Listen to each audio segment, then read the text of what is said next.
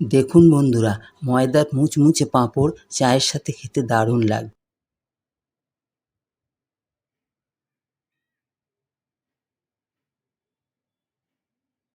নমস্কার বন্ধুরা, আমি লক্ষ্মী। আশা করি আপনারা সকলেই ভালো আছেন। আজ আমি ময়দা দিয়ে পাঁপড় বানাবো। ময়দার পাঁপড় বানাতে আমি ময়দা নিয়েছি, লবণ নিয়েছি, গোলমরিচ, কালো জিরে আর শুকনো লঙ্কা নিয়েছি।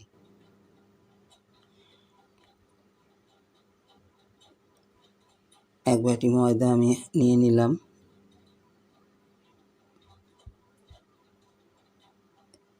পরিমাণ মতো লবণ দিলাম।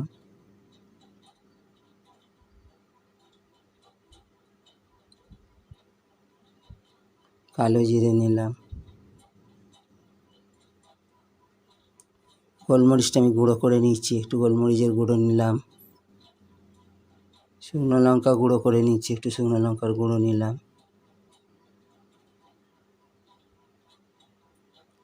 ভালো করে মিশিয়ে নেব।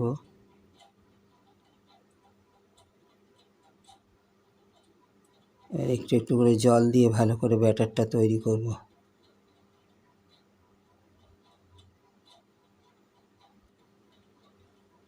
এবার হ্যান্ড বিটার দিয়ে আমি ময়দাটাকে ভালো করে ফেটিয়ে নেব।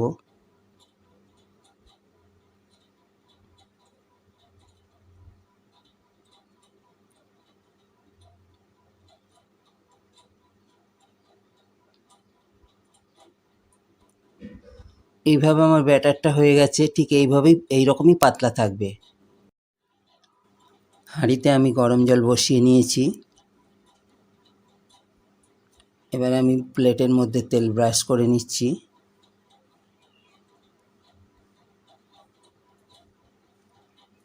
এই বড় চামচের 1 চামচ ব্যাটার প্লেটের মধ্যে দিয়ে আস্তে করে আমি চাড়িয়ে নিলাম।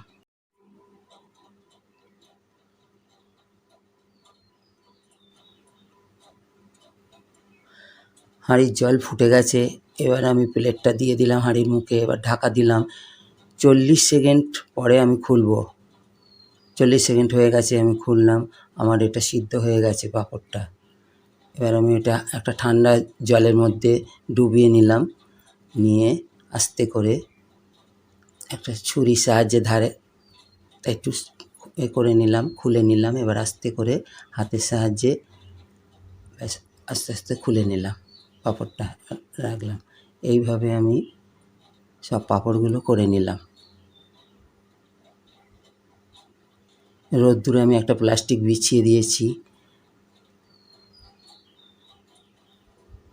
প্লাস্টিকের ওপর আমি একটা একটা করে পাঁপড় চাড়িয়ে দিলাম।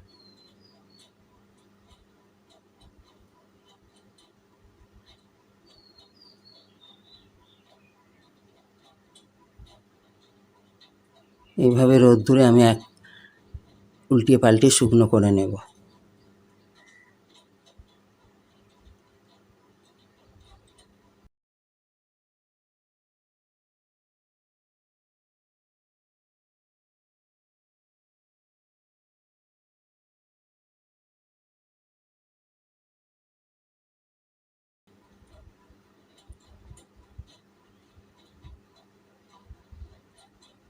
পাঁপড়গুলো আমার সব শুকনো হয়ে গেছে।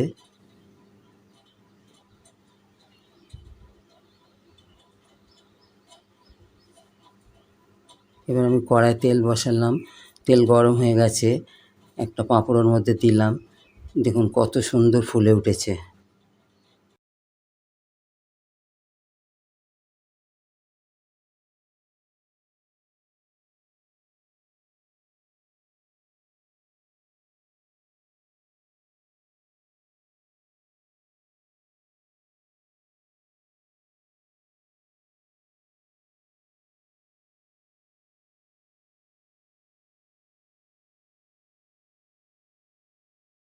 দেখুন বন্ধুরা, বিকেলবেলা এরকম মুচমুচে পাঁপড় বানিয়ে চায়ের সাথে খাবেন, খেতে দারুণ লাগবে।